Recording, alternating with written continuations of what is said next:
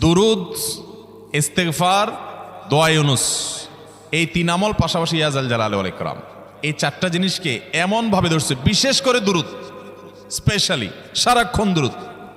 আল্লাহ রাব্বুল আলামিন এমনভাবে সহযোগিতা করেছেন, এমনভাবে উদ্ধার করেছেন যে কল্পনা করলে অবাক লাগে এখন যে এটা কিভাবে সম্ভব। ভাইরা আমার, এক সাহাবী নবী করিম সাল্লাল্লাহু আলাইহি ওয়াসাল্লামের কাছে এসে বলছি, ইয়া রাসূলুল্লাহ, আমি যে দোয়া করি এই দোয়ার মধ্যে আমি নিজের জন্য করব, আমার ছেলে মেয়ের জন্য করব, অনেক কিছু করব, এটা সেটা, রিজিক চাইবো, সুস্থতা চাইবো, অনেক কিছুই তো আল্লাহর কাছে চাইবো। আপনি তো আল্লাহর রাসূল, আপনার জন্য দোয়া করলে আমাদেরই লাভ, একবার দোয়া করলে আল্লাহ 10 বার রহমত নাজিল করবেন, তো আপনার জন্য আমার দোয়ার ভিতরে কত পার্সেন্ট রাখবো? সাহাবী বারবার বিভিন্ন পার্সেন্টেজ বলছিলেন যে 3 ভাগের 1 ভাগ আপনার জন্য রাখি ইয়া রাসূলুল্লাহ, অর্ধেক রাখি, আরো বেশি করে রাখি।